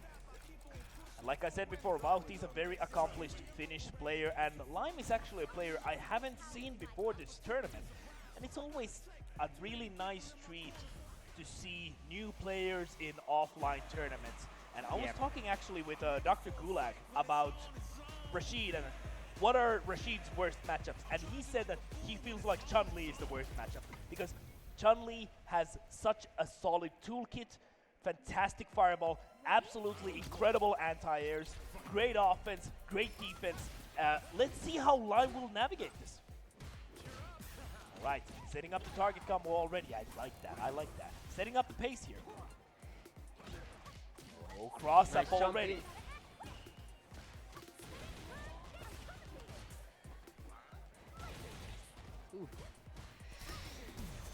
Oh, and the drive impact answered by another drive impact here. wauhti has like that really nice like reaction check. Yeah, wauhti's one of those players who actually has an incredible response time. Yes. He's like actually known for his execution because it's that good. He's like one of those characters who, or like one of those players who's like, okay, I'm picking up this game, I'm picking the hardest character and do these combos day one. Nice, really nice choice from wauhti to do that overhead flip kick into the target. Switching it up. Yes. I feel like Hazanshu is such an underrated tool in this game. Yeah, he's gonna get a nice pickup here with the spinning mixer. He tries to go for the fake cross-up. wauhti answers with an EX reversal. He's not about this at all. Goes for the level 2. That's gonna be a nice chunk of damage. Is he gonna go for the level 1 here? Let's see. No, he goes for the no mix-up, but actually gets answered back by Rashid's level 1. Straight into the level 2. As Finnish people, we love sandstorms. You all know it. You all love it. But it doesn't really lead to anything, though. Both players in the burnt stage. Yeah. And the eagle spike here, that was a very dangerous move to go on block because I believe that was still punishable even though both players are burnt out. And the drive impact. And just regained the meter, doesn't matter. The crumple was enough. He gets the combo and wauhti's leading first match here with the 1-0 against Lime. And I can already see why this matchup might be tough for Rashid because obviously Rashid is one of those very strong characters who has a very, very aggressive tool set, but he can also kind of play lame. But I feel like Chun-Li just does all of that, even that much better. Yeah, and Chun-Li has options to actually play lane too. And sometimes that flip kick is so hard to see, like especially when you do it out of a dry rush because the momentum that it carries can be so hard to see, like is he gonna cross up or not? That's 10 show kicks, and there you go. He went immediately for the thing that I said, which was the flip kick from Dry Rush. Sometimes really hard to say, okay, he's gonna eat that mix-up all day here. Gets the crumple here, and Rashid has some decent damage from those crumples. Actually, he can do double mixers, for example, so one of those characters who you want to try your opponent to, if they're gonna react to the drive impact. Back throw here. And there you go. He's just holding on to the parry because he doesn't know when the Kikoken is gonna end. He's gonna get a neutral jump here with the eagle spike here. Lime has the level 3 here. He can dish out mad damage if he wants to. He goes for the EX mixer, and he has the level 2. He's just gonna go for that. He always does this where he just backdashes. Nice reaction. Yeah. Oh, and just full parry, doesn't matter. Nice pickup! And Nice back. throw. Yeah, he's just gonna go for the throw, keep it simple. And there you go. And that is a nice, fast equalizer from Lime. That's 1-1. And the EX mixer, he's not about that. Like, I'm not about to deal with your Oki. I don't want to see it. Something is And that is one of the harder overheads to actually read. Chun-Li's fierce overhead. It's so hard to see. Like, it doesn't really look like an overhead. Yeah. Like, it is like you can really see like how Chun-Li is able to go over like all of the fire like tornadoes that Rashid is throwing. Oh, I like this burnout pressure from wauhti. And Lime escaping and doesn't get punished though. I'm not sure how familiar wauhti is with the matchup because he hasn't been the most active player with Street Fighter. I think he's been focusing on other games for the most part, but he's still a very solid player, obviously. I like the side switch, by the way, from Lime. Setting up the corner here very nicely. This might be all over because he just did a side switch. No, really nice reaction. Yeah. Like that is one of like those checkmate situations that if you get hit, you are stunned. Absolutely, yeah. Sometimes you just want to put out the level 1 there, you know. I don't want to eat your corner mix-ups. I'm just going to go for the read, and sometimes it pays off, obviously. And that's going to be a heavy punish from wauhti. Gets the 10 show kicks here. No, actually goes for a extended combo here. Eats that crumple all day. That was such a nasty overhead reset from wauhti. Into level 2.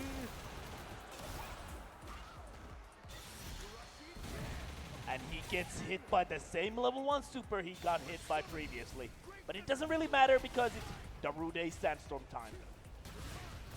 And he still gets clipped, and he's gonna get comboed into oblivion here. Good idea, but beats the face. Yeah, I like the attempt. Obviously, Chun-Li has some extended mobility. She can wall jump in the corner, but didn't really lead that far. Just eats a straight up DI at the round start here.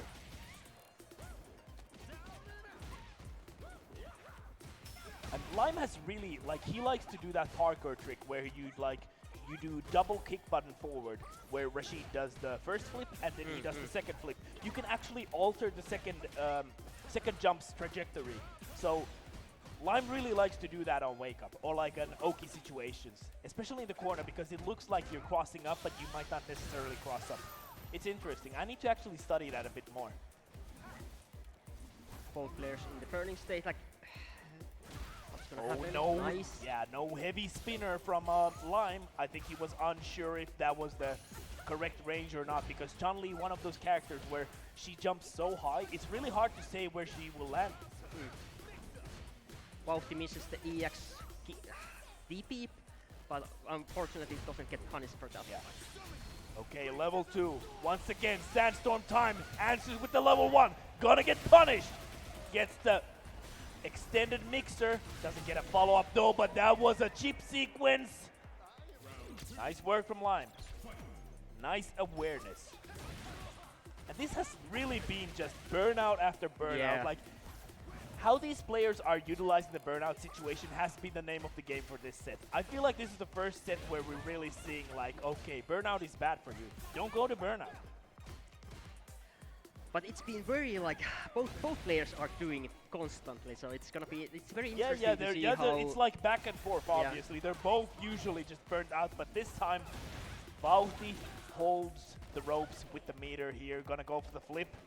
Oh, and just Lime escaping the corner barely with the jump here. Nice heavy spinner.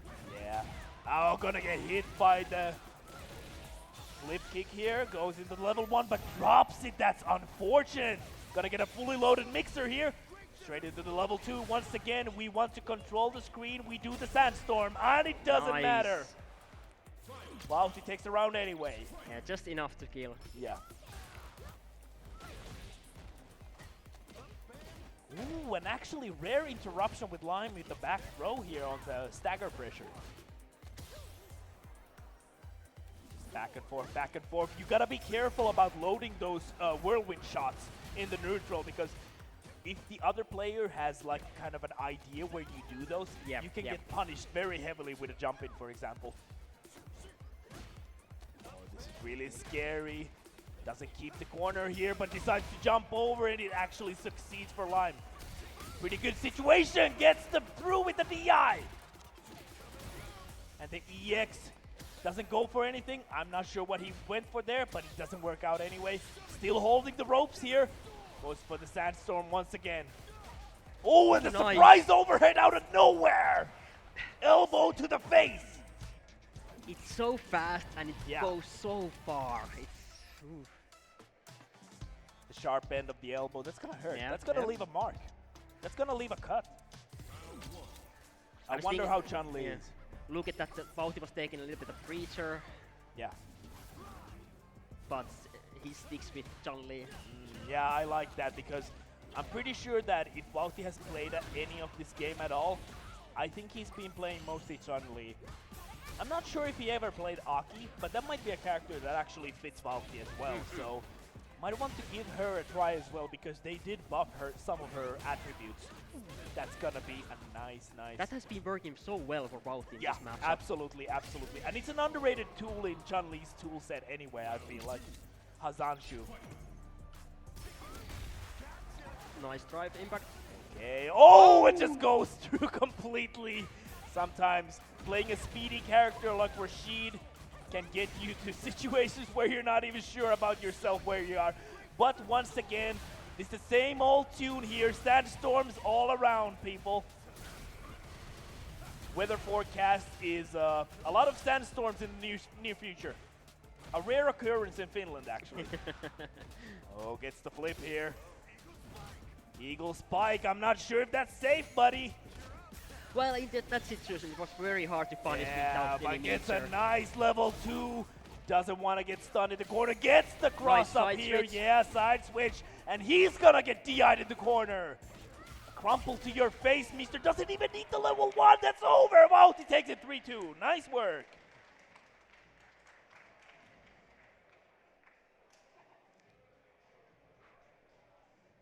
Very close matchup, but like in the end, Wauhti is able to finish that really was nicely. Till the end there. A bitter end, obviously. It's the loser's side, so it is what it is, unfortunately. And yeah, the winner will be facing vaalix, so there's your prize. You're not out of the waters there, buddy. You're gonna be facing vaalix. Have fun. I'm out of the tournament, but I might have a nice slice of crusty pizza from the stand there. Yeah. I'm just gonna enjoy the rest of the matches. You play vaalix. You have fun. You have fun.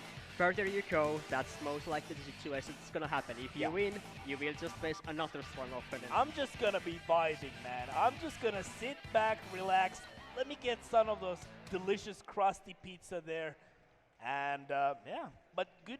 Shout outs to both these players, obviously, Wauhti and Lime. Fantastic set here, but Wauhti taking the edge there, moving on to face vaalix. Up next, I believe we're going to be having Tako versus Tjake. And Tako, I believe, right now he plays modern Cammy. He used to play Ken, I believe. Okay. So this might be Cammy mirror, because Tjake, Oh. yeah, Tjake used to play DJ. Tjake and DJ, I love it. But he's recently played Cammy much more. Okay. And I feel like that's such an interesting change, because I always felt that Tjake, when he was playing DJ, he was wild, makes a lot of reads, kind of has an aggressive wake-up game, for example. Kind of this disrespectful way of playing the character. But once he switched up to Cammy, I feel like that's done good for his gameplay, because he's become a lot more solid. Obviously, Cammy is one of those characters that is capable of playing the neutral, and is one of the premier neutral characters in the game. So when you're playing Cammy and you're switching up from another character, it's just a very different ball game. You need to be more patient. You need to be able to just move back and forward, not do dry rushes, just use a little bit of roundhouse, for example. Look for those cancels, and That's a great turnaround, but he's actually gonna, instead of going for the mirror, he's gonna go with his old main, which is DJ. I wonder if that if the fire pulse has something to do with it, and like this different type of control, neutral control that DJ is able to do. Of course, like with modern Cammy, like the instant DP is gonna be a huge factor. I feel like modern Cammy is one of those very, very difficult or annoying characters to play against, because you know what? Once she gets level 3, you cannot whiff anything. She will just blow up anything you whiff like a bullet. And she's in there ready to dish out the pain. And she's one of those characters where I feel like she really stops the game once she gets those super bars with Cammy. Because obviously it's just one input to get a super. And obviously level 1 is really good, and level 3 is super, super good. Like one of the best level 3s in the game, for sure. And that just slows down the game because you can't take any risks against modern Cammy. And this is losers for anyone asking right now. Still losers round 1, I believe. Yes, yes. Very nice mix from Tjake. Yeah. Like, DJ is really scary in the corner because he has so many different type of mix-ups. And also, I believe DJ has a pretty good time against Cammy because Blanca and DJ are one of the premier, obviously Guile as well, but they're the characters who rely on charging down to get an anti-air. And if you go for any kind of an dive kick with Cammy, you can get blown up. For example, DJ can just go for the jackknife maximum. True, true. Ooh, gets the back Nice throw cross-up. here. Will this lead to anything? Another grab and another punish counter as well. That's some decent chunks of damage. Just ways back, doesn't go for anything else. I like the patience from Tjake, showing some of those Cammy vibes that he's been maining. Let's go for a grab here. Inches forward, and that's gonna be one button input level 3 here. I was just wondering, Tako has 3 meters. When it's And gonna that happen? actually killed, even though it's modern. That's crazy. That is actually wild.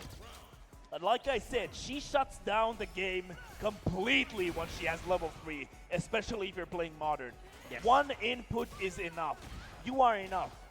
And your one input is enough. Oh, nice spiral arrow. Obviously, if you do the spiral arrow, especially the light version, on block, if you space it correctly, it's actually safe. So it's something that can catch someone walking forward off guard. Tako right here trying to fight out the corner. Tjake right now sitting really nice and comfortable, holding the life lead and still has all his bars left. While Tako, that's a dangerous whip though. That drops the combo here.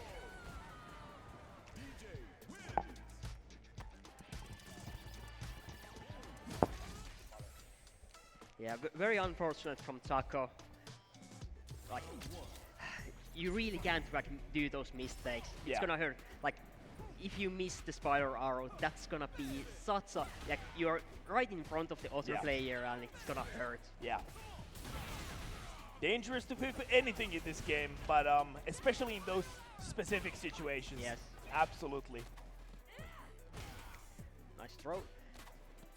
And there's one of those really good old-fashioned throw loops. Yeah.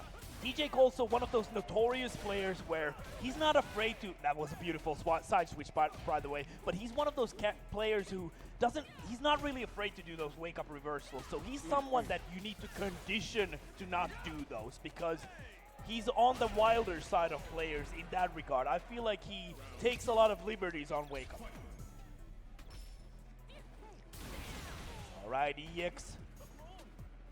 Tako has been using those EX flash kicks really EXTP well. once again, Obviously, Cammy has a very, very good EXTP, especially in the corner because she switches sides. So if you guess correctly on defense when you are in the corner, you get a free side switch. That is such a valuable thing in this game. But of course, Tako is now burnt out, so this DJ is able to go a bit more crazy in this situation. Yeah, eating that roundhouse clean here, nice.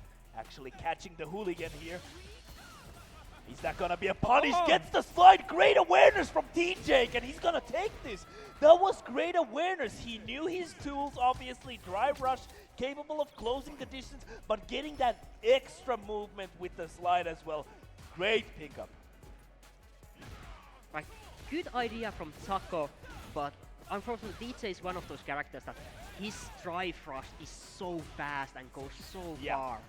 Definitely one of those characters that has had a lot of kind of flack regarding their game style, like people just throwing out dry rush. It can be really frustrating, obviously, because he kind of reels back and he's like super fast, but nice answer from Tako. Obviously something like modern inputs can be very good against DJ, like if you're struggling with reacting to dry rush. Yes. That might be an option you might want to explore, like open your mind in this game. I also really like the light spin knuckle, because if Cammy does light spin knuckle on block, it's minus on block, but if you try to do a drive impact, it's actually safe. Like, you cannot blow that up with a drive impact. So that's sometimes a great move to kind of switch up in your offense. Like, if you expect your opponent to go for a drive impact, and he's gonna jump over here.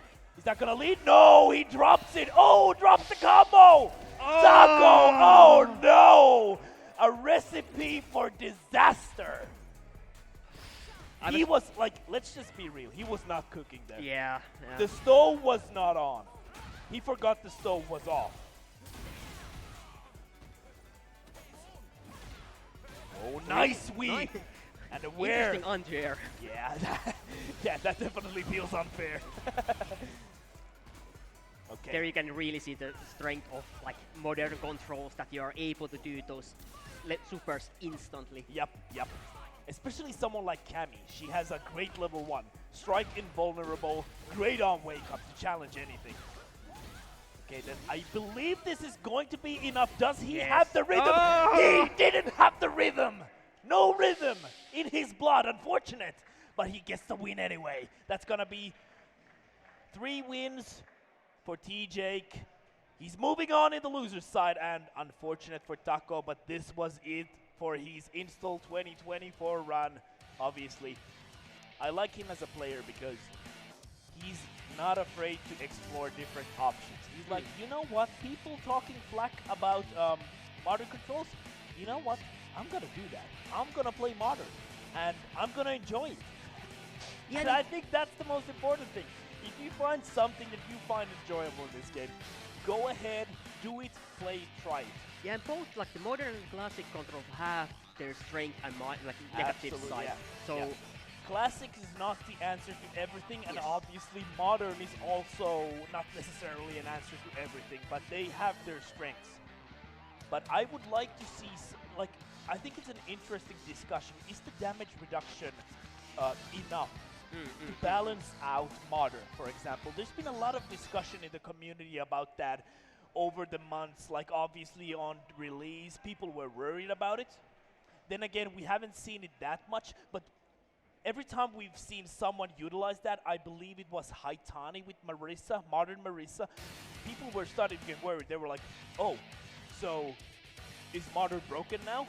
Obviously, it's something that you kind of want to ask, but I believe it's in an interesting space.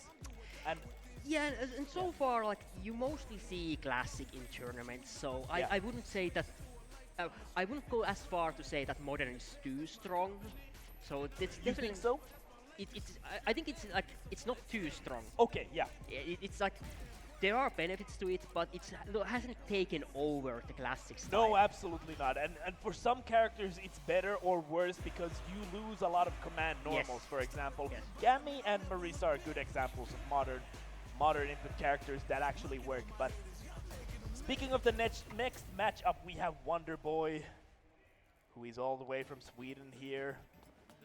And he's playing that fantastic Jamie, actually eliminating some notable players like Yonzai, for example, who was one of the favorites to actually move forward in this tournament. Unfortunately, has been eliminated, but let's see what will happen here. Last time I checked, Markouu was actually playing Jury. So Markouu has also made the switch to Cammy, which I find really interesting. So I'm gonna have to really evaluate what Markouu is gonna do here, because this is the first time I'm seeing him play Cammy.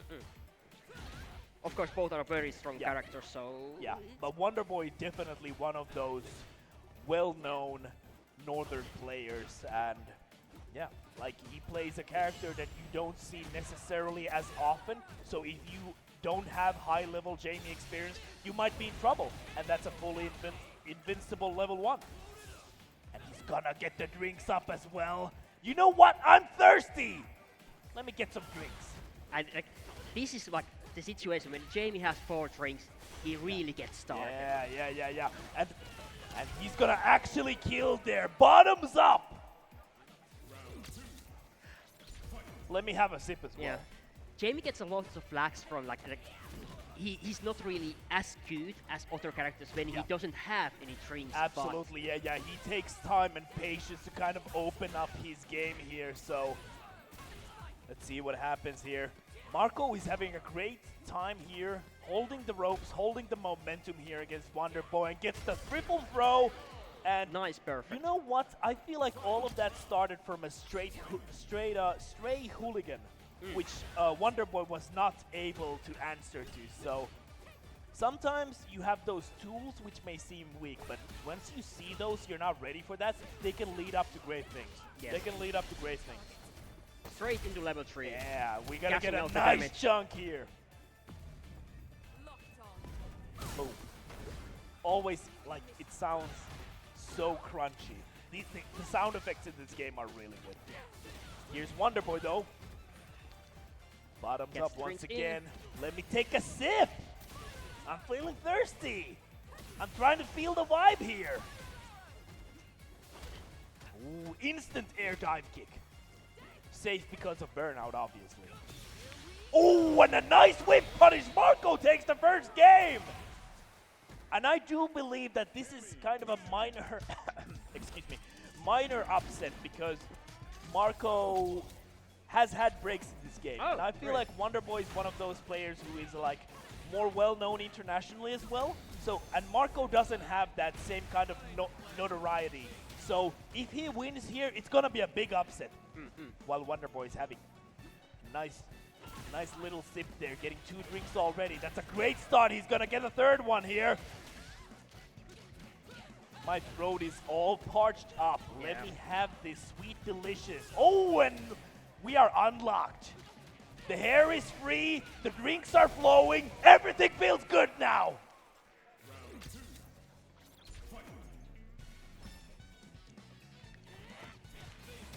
Tries. Nice EXDP. Of course, like when Jamie drinks, he's vulnerable, so... Yeah, absolutely, yeah. You need to know where you can drink against certain characters, because a character like Cammy, once she gets level 3, if you even show that bottle, she is going to kill you. Exactly. Yeah. But of course... Don't show the drinks when Cammy is around. Yes. Of course, the more Jamie drinks, the more moves and more power he unlocks for himself. And sometimes it just throws you off when the Jamie players just sipping, like slipping those drinks in. They're like, you know, trying to be sly about it. Yeah. And you can kind of see what they're doing. It can really throw you off sometimes. Oh, nice. And just baits out the tech there. Pays off. Markouu still in the lead here. Evened out in the second game here with the rounds. Gets a great start, drops the combo. This is crucial. He's gonna get 2 sips here. Nice. Keep the drinks flowing. Okay, gonna go for the level 3 here. Cashing out. I like that. Also, setting up the danger of burning out. Is it gonna actually burn out? Not quite. Oh, he went for the follow-up to try to drain the meter, but whips. Unfortunate. And the momentum is completely switched up right now. Markouu is holding the ropes here. Oh no, this might be a recipe for disaster for WonderBoy. Markouu is also like slowly creeping up to 3 bars. Yeah, not quite enough. And he's gonna jump over that. There you go, gets a punish as well. Nice awareness. Once again, you need to be able to punish those. Yes. You need to know the tools of your character. And WonderBoy has shown a great tendency to do fantastic DPs as anti-air. Yes. He DP'd Blanca's ball, Blanca balls, all sorts of different dive kicks. Like he's shown capability of some fantastic anti-air DPs. And Jamie is almost in 4 drinks. And I believe this is, yes. Oh, there you go. Let the hair flow. Let the drinks flow. I'm in, baby. And that's going to Nice be block. a punish. No, it's not. Still has a few meters. Oh, the hooligan once again. That hooligan is putting in work, by the way. He's used it twice, and it's been successful twice. The DP once again. Both are in burnout. Obviously, chip is important nice. here. Standing medium kick to seal the deal.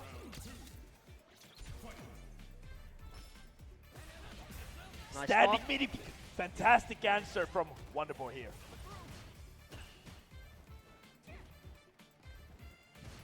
Back and forth here, no challenge from Markouu. We're gonna get pushed in the corner. I thought he was gonna jump over that. That was hard to see. And that was one of the situations, like you could really see how far they actually drive in but pushes the other player.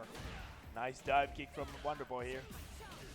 But Markouu still in it. Deficiency of one round here. Oh, drops the combo. Unfortunately, keeps it safe with the EX Rekka, but it doesn't matter. DI plows through.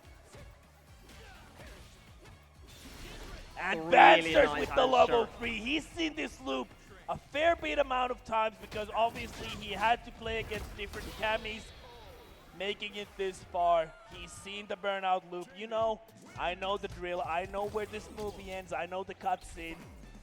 I'm gonna slide my level 3 here. I'm gonna take the liberty with the invincibility. Markouu taking WonderBoy to the corner and really nice EXDP. Nice WonderBoy with the drinks once again.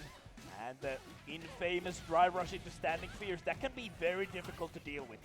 Especially if you're not ready for that. And spacing as well. Also the palm is like, it's a great move to catch forward walking opponents, for example. Like sometimes you feel like I was definitely blocking, but you weren't. It's pretty fast. Oh, loaded up once again. Feeling that liquid in his system. He's ready to rock and roll. Oh, Gets the DI through, yeah. Oh, Very and the nice. DI once again. You know what? I love DI. Let me show you how much I love my DI. very close match. Ooh, I like that throw bit. Almost getting into the corner here. Once again, another DI, but this time I'm going to show you mine. Draining the meter here. Great awareness from WonderBoy. Yeah, so it's really good to like, check the situation. Yeah. Sometimes that's actually the best option. Don't take the damage, take the meter. Oh, once again, 3 drinks here. And actually beats out with his own dive kick. As you can see, both these characters have dive kicks and they can utilize them to great efficiency. Oh no. Oh, Yeah, he that's gets a actually stun. pushed into the corner. Let's see what happens. He's gonna get the stun combo. Is that gonna be a level 3 crucial drop from Markouu? Is this gonna... Oh no, Straight and he's into gonna level lose the 3. round because he dropped the combo. But the question is this enough? I do believe so. Yes. There you go, and get the nice text as well. It's not Comic Sans, but it'll have to do. All right, evened out on the rounds here, but obviously this is set point for WonderBoy. He has shown great capability of doing... Nice parry. he's being capable of doing these comebacks very efficiently throughout Yes. the whole tournament. Of course, like Markouu has a nice situation that he has 3 bars, Yeah. 3 meters. So Okay, he's not gonna go for the level 3. He's still saving it up. I'm not sure when he will bust that out. I believe this is the perfect chance to go for the level 3. Let's see what happens. spending everything. There Yes. you go. Nice. And this is... I'm not really sure. I'm not gonna... You know what? I'm not gonna call it. I'm not gonna call it. And this... It didn't kill. That was my assumption, but I didn't want to call for it. Nice I'm dive not gonna take credit for that. I can't believe this is 2-2 actually. Markouu is showing great gameplay right now with Cammy. Absolutely, like, he has blown my expectations out of the water, actually. I have to give him credit where credit is due, and once again, the DI is flying. WonderBoy has been like really aware with those EXD pins. Yeah. Like, Nice finding here. the right Once again, the DI! I cannot believe he is showing so much efficiency with the DI. This time he's ready. Like, please, bro, no more, no more. Don't do the impact anymore. Oh, nice. and Actually this gets would a be do it. nice confirm, and Markouu right now set point. I cannot believe this. Markouu might make one of the biggest upsets in the tournament, actually. Let's see what happens. Once again, the DI, but a very late DI back from WonderBoy. He's not about to lose because of drive impact. That would actually suck for him. Let's see what happens. Oh, nice. Wasn't sure if that was plus or minus. He goes for the drive impact himself, but gets the switch around. Is this gonna punish? Yeah, no hitbox from behind. Gets the throw here. Standing fierce, burnout for WonderBoy. Very dangerous situation. He has to be aware of the drive impact here. He's so close to the corner. I can't believe he just flipped out of the corner there. Oh, and a bait. It doesn't matter. Oh my God, look at these guys go. He has the level 3 though. Meter back for WonderBoy. Nice. Good air there. Oh my God, gets the EX dive kick. It's not over though. Still has the level 3 and goes for the chip. WonderBoy seals the deal there. Really dangerous situation. Wait, they had for the both score players. wrong. Now it's 2. No, actually. Never mind. I was crazy. This is the last round. I'm going crazy. These guys are making me go crazy. WonderBoy has had really good awareness with all of those drive impacts. Oh, is this gonna hit? I believe so. Yes. There you go. This time he's been waiting to use that level 3 all day long. You know, he's like, you know what? I'm gonna bust it out right now. Last round, last game. I don't care. Nice confirm. Oh my God, this is about to end. What is WonderBoy gonna do? Yes, He still has level 3. Oh, gets caught in the back dash. Gets caught in the back dash. I don't think that's what he wanted. But he's out, and Markouu makes an incredible upset. All right, so I actually got a message from the production. This is a very poetic finish. That was a very exciting set, obviously. And personally, I believe Markouu made the biggest upset of the tournament so far. And he played absolutely fantastic, by the way. This was the last set. Yes. Oh, we had really good matches in the streams, like lots of fights and like back and forth type of matches, which is always nice to see. Yeah. That was absolutely fantastic. Obviously, the rest of the matches will be played off stream, so if you are interested in following the results, you can still do so in Start GG, obviously, for Install 2024. And you can see the results there in real time once they are updated. But we will be back with Street Fighter tomorrow. Yes. And that's gonna be the last game that is going to be played on the finals day for Sunday. And I'm actually trying to get a confirmation. Are we going to be having anything else on the stream anymore? Alright, so I just got a word. This was it for today. Obviously. Oh, sorry. Okay. I got like real-time updates here. Yes. Alright, so we are going to be having Grand Blue Top 8. Thank you, production, for the real-time update here. So don't go anywhere. We're still going to be having Grand Blue. You play Grand Blue, right? No, well, I'm... You don't? Sometimes. Okay, sometimes.